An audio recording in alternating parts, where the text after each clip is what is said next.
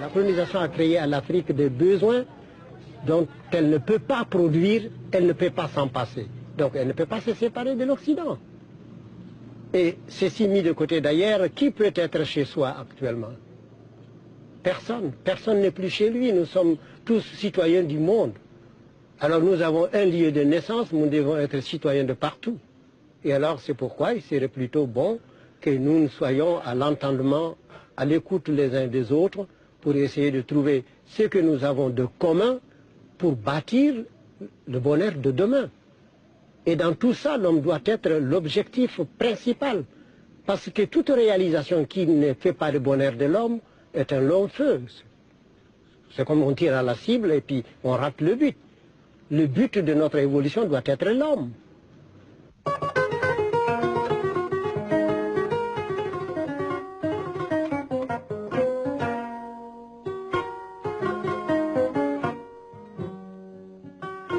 La compréhension n'est pas la même en Europe qu'en Afrique.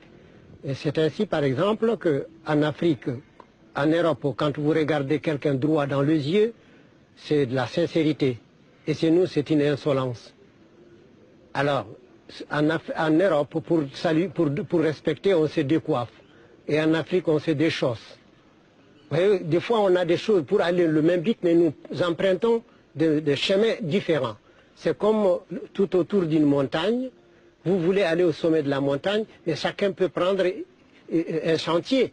Vous ne verrez pas le même paysage, vous ne suivez pas la même sinuosité jusqu'au moment où vous arrivez au sommet et vous vous trouvez nez à nez pour dire que la vérité est une, mais seulement elle change de couleur, tout comme la lumière solaire dans un prisme. Il y a un rayon blanc qui entre et il se réfracte en cette couleur. Alors si on dit que cette couleur n'est pas blanche, mais elle provient de la couleur blanche, et unique. Alors donc, tous les hommes partout ont quelque chose de commun. Il faut chercher cette communauté pour bâtir l'homme de demain, l'homme universel.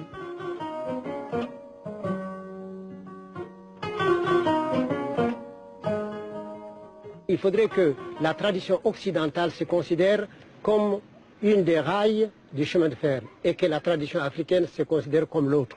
Alors les deux sont nécessaires pour que la locomotive se déplace.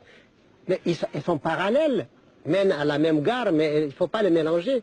Parce qu'il y a des fois où, évidemment, il y a des, comment vous appelez ça, les tiges qui réunissent les deux barres sur la terre. Il y a des moments où on se rencontre, mais ce n'est pas toujours pareil.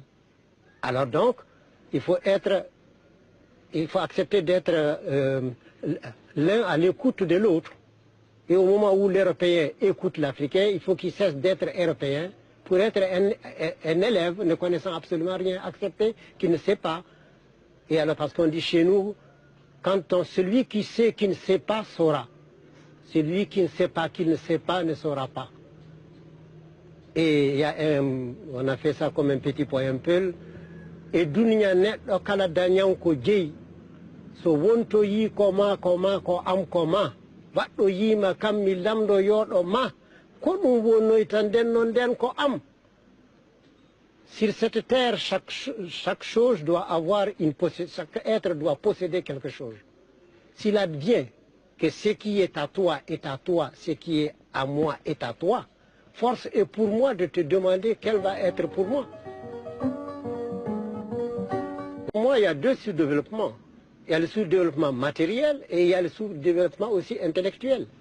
Parce qu'un homme qui rompt avec sa tradition pour adopter la tradition, totalement la tradition d'un autre, pour moi, il est sous-développé, ethniquement parlant. Puisque c'est le bonhomme qui va emprunter la charrue de quelqu'un et qui va travailler dans le jardin d'un autre. Alors, je comprends qu'il aille prêter la charrue de quelqu'un, mais qu'il vienne labourer la terre de son père.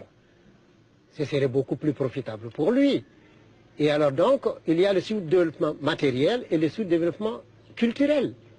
Et or, l'Afrique n'est pas culturellement sous-développée, mais elle n'a pas eu le moyen de s'exprimer.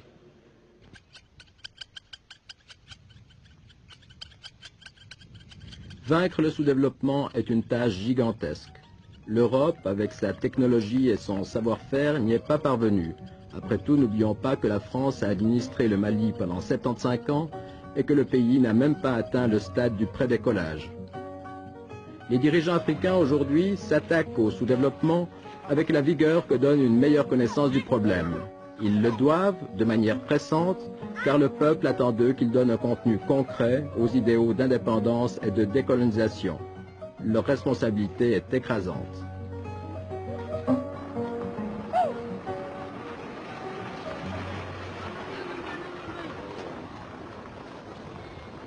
On dit chez nous que pour mener un troupeau de 1000 têtes, il vous faut un bâton. Mais pour mener un troupeau de 1000 hommes, il vous faut 1000 bâtons.